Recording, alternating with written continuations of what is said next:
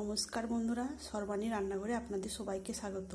বন্ধুরা, আজকে আমি আপনাদের সঙ্গে শেয়ার করব বাঁধাকপির সঙ্গে ডিম দিয়ে অসাধারণ একটা রেসিপি। এই রেসিপিটা এতটাই সুস্বাদু হবে যে ছোট বড় সবারই ভীষণ ভালো লাগবে। তাহলে চলুন বন্ধুরা, আজকের এই রেসিপিটা দেখে নেওয়া যাক। রেসিপিটা বানানোর জন্য এখানে আমি 250 গ্রাম বাঁধাকপিকে খুব সরু সরু করে কেটে নিয়েছিলাম, আর মিনিট 5 আগে আমি সামান্য লবণ মাখিয়ে রেখেছিলাম। এখন দেখুন বন্ধুরা, বাঁধাকপিটা অনেকটাই নরম হয়ে গেছে। এবার আমি এই বাঁধাকপিগুলো নিংড়ে জল বার করে দেব। তো এইভাবে নিংড়ে আমি এই বাঁধাকপিটা অন্য একটা পাত্রে নিয়ে নেব।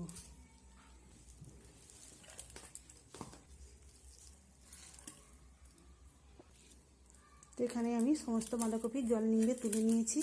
আর দেখুন বন্ধুরা, কতটা পরিমাণ জল বের হয়েছে। এটাকে আমি এবার ফেলে দেবো। আর এই বাঁধাকপিতে দেওয়ার জন্য আমি নিয়েছি একটা বড় সাইজের পেঁয়াজ। পেঁয়াজটাকে আমি খুব ছোট ছোট করে কেটে নিয়েছি, আর নিয়েছি 2টো কাঁচা লঙ্কা কুচি। এবার এটাকে আমি বাঁধাকপির সঙ্গে দিয়ে দিলাম। এবার আমি এর মধ্যে দিয়ে দেবো সামান্য হলুদের গুঁড়ো, আর দিলাম সামান্য লাল লঙ্কার গুঁড়ো, দিয়ে দিলাম 1 চা চামচ জিরে গুঁড়ো, আর দেবো 1 চা চামচ চাট মশলা।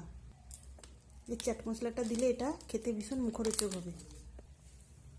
দিয়ে দিচ্ছি 2টো ডিম। বাইন্ডিংয়ের জন্য দিলাম 2 চা চামচ বেসন। এখানে দিচ্ছি স্বাদ মতো লবণ। আগে আমি বাঁধাকপিতে কিছুটা নুন মাখিয়ে রেখেছিলাম, তাই এখন স্বাদ মতো লবণ দিয়ে দিলাম। এবার দিচ্ছি কিছু ধনেপাতা কুচি। এবার সব কিছু এই কাঁটা চামচ দিয়ে ভালো করে মিশিয়ে নেব। সব কিছু খুব সুন্দরভাবে মিশিয়ে নিয়েছি। এবার চলে যাব গ্যাসের কাছে। গ্যাস অন করে একটা ফ্রাই প্যান বসিয়ে দিয়েছি, আর ফ্রাই প্যানটা হালকাভাবে গরম হয়ে গেছে। এর মধ্যে এখন আমি দিয়ে দিচ্ছি 1 টেবিল চামচ সরষের তেল। তেলটাকে এবার ফ্রাই প্যানের চারদিকে ছড়িয়ে দেব। তেলটাকে আমি ফ্রাই প্যানের চারদিকে ভালো করে ছড়িয়ে দিয়েছি। এবার বাঁধাকপির মিশ্রণটা আমি এই প্যানের মধ্যে দিয়ে দেব। এবার এটাকে আমি প্যানের চারপাশটা ভালো করে সেট করে দেব। তো আমি কাঁটা চামচ দিয়ে এইভাবে আমি চারদিকটা সেট করে দিব। এখানে আমি এই কপির মিশ্রণটা খুব সুন্দরভাবে চারদিকটাই চারিয়ে দিয়েছি। এবার আমি ঢেকে দেবো। ঢেকে 3 মিনিটের মতো রেখে দেবো মিডিয়াম আঁচে। এখানে আমি প্রায় 4 মিনিটের মতো ঢেকে রেখেছিলাম। এটাকে এবার খুলে নিলাম। তো দেখুন বন্ধুরা, উপরটাতে অনেকটাই শক্ত হয়ে গেছে। এবার আমি এটাকে উল্টে নেব। বন্ধুরা, এটা উল্টোবার জন্য আমি এটাকে একটা প্লেটের মধ্যে উল্টে নেবো, নাহলে ভেঙে যেতে পারে।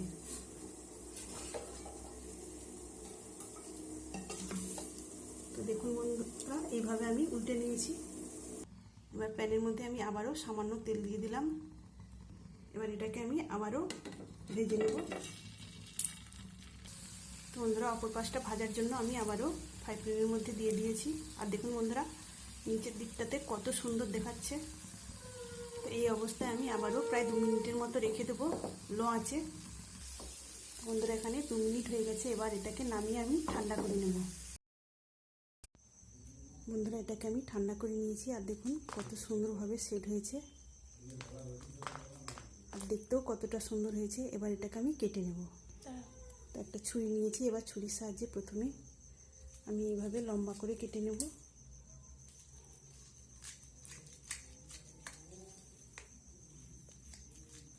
তো এইভাবে লম্বা করে কেটে নেওয়ার পর আবারও আমি আড়াআড়ি এইভাবে চৌকো শেপ করে কেটে নেব। তো দেখুন বন্ধুরা, এইভাবে আমি চৌকো শেপ করে কেটে নিয়েছি, আর দেখতে কতটা সুন্দর হয়েছে। আর এটা হলো বাঁধাকপি আর ডিমের ধোঁকা। আমি এর মধ্যে কিছুটা এমনি খাওয়ার জন্য রেখে দেবো, আর বাকিটা রান্না করে নেব। বন্ধুরা, রান্নাটা করার জন্য আমি এই 2টো মাঝারি সাইজের আলু এইভাবে লম্বা করে কেটে নিয়েছি। এবার আলুগুলোকে ভেজে নেব। আমি গ্যাস অন করে একটা কড়াই বসিয়ে দিয়েছি। কড়াইটা গরম হয়ে গেছে। এর মধ্যে দিয়ে দিচ্ছি সরষের তেল। এবার এই তেলের মধ্যে আলুগুলোকে দিয়ে ভেজে নেব। আলুগুলো দিয়ে আমি এইভাবে নেড়ে করে ভেজে নেব। আলুর মধ্যে সামান্য হলুদের গুঁড়ো দিয়ে দিলাম। তো হলুদটা দেওয়ার পর আমি এইভাবে আলুগুলোকে আবার নাড়াচাড়া করে নিলাম।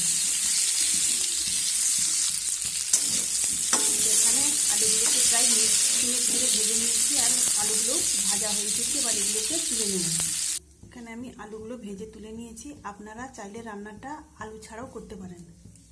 এবার এই কড়ার মধ্যে আবারও আমি একটু তেল দিয়ে দিলাম।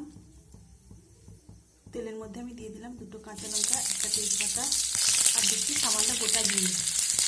এবার এগুলোকে একটু নাড়াচাড়া করে নেব। এবার আমি এর মধ্যে দেওয়ার জন্য নিয়েছি একটা বড় সাইজের পেঁয়াজ কুচি আর একটা মাঝারি সাইজের টমেটো কুচি। এটাকে আমি কড়ার মধ্যে দিয়ে নেব। পেঁয়াজ আর টমেটোটা আমি এর মধ্যে নাড়াচাড়া করে ভেজে নেব।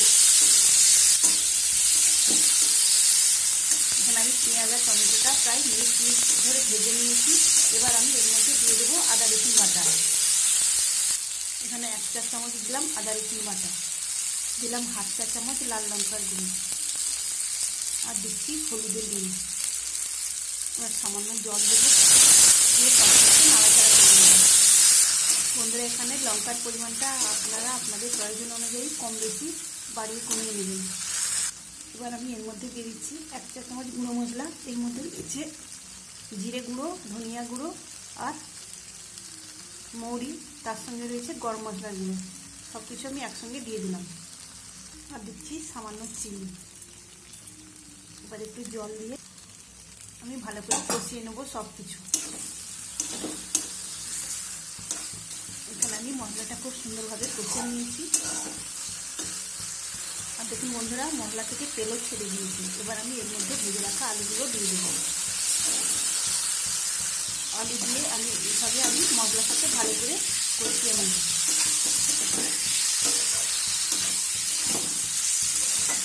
তো এইভাবে আলুগুলো মশলার সাথে কষিয়ে নেওয়ার পর আমি এর মধ্যে দিয়ে দেবো জল।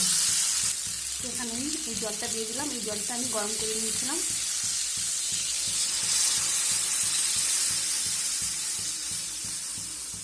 তো বন্ধুরা, আমি পরিমাণ জলটা দিলাম। এবার দিয়ে দিচ্ছি স্বাদ মতো লবণ। এবার আমি ঢেকে দিলাম। বন্ধুরা, আমি 3 মিনিট পরে ঢাকাটা খুলে নিলাম। এখানে দেখুন খুব সুন্দরভাবে রান্নাটা ফুটছে। আর আমি একটু নেড়ে চেড়ে আবারও ঢেকে দেবো প্রায় 3 মিনিটের জন্য। আঁচটাকে আমি মিডিয়ামে করে দিয়েছি। বন্ধুরা, মিনিট পরে আমি আবারও ঢাকাটা খুলে নিলাম। দেখুন আলুগুলো সেদ্ধ হয়ে গেছে। এবার আমি এর মধ্যে ডিম আর বাঁধাকপির ধোকাগুলো দিয়ে দেবো।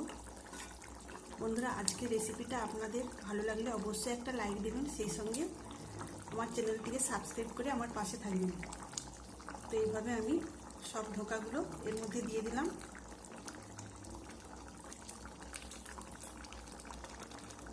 তো এগুলো দেওয়ার পর আমি একটু নেড়ে চেড়ে নিয়ে আরও 2 মিনিটের মতো রান্না করে নেব। তো 2 মিনিট পরে আমি ঢাকাটা খুলে নিয়েছি। এখন দেখুন বন্ধুরা, একবারে রান্নাটা হয়ে এসেছে। আর এইভাবে বাঁধাকপির সঙ্গে ডিম দিয়ে রান্নাটা আপনারা অবশ্যই একবার হলেও বাড়িতে বানাবেন, দেখবেন সবারই ভীষণ ভালো লাগবে। আর এই রান্নাটা গরম ভাতের সঙ্গে দারুণ লাগবে। তাছাড়া রুটি, পরোটা যে কোনো জিনিসের সঙ্গে খেতে কিন্তু দারুণ লাগবে। বন্ধুরা, এই রান্নাটা বাড়িতে বানিয়ে কেমন হয়েছে অবশ্যই আমাকে কমেন্ট করে জানাবেন। এবার আমি রান্নাটা হয়ে গেছে, নামিয়ে নেব। তো নামানোর আগে আমি কিছু ধনেপাতা কুচি উপর থেকে ছড়িয়ে দেবো। আমি আর গরম মশলা দিলাম না, কেননা আগের গুঁড়ো মশলাতে আমার গরম মশলা ছিল। তো ধনেপাতাটা দিয়ে একটু নেড়ে চেড়ে আমি এবার এটাকে নামিয়ে ঠান্ডা করে নেব।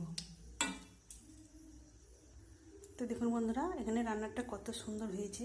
আর এখানে তৈরি হয়ে গেল ডিম আর বাঁধাকপির ধোকার রান্না। তাহলে বন্ধুরা, আজকের মতো আসি। সবাই ভালো থাকবেন, সুস্থ থাকবেন। ধন্যবাদ।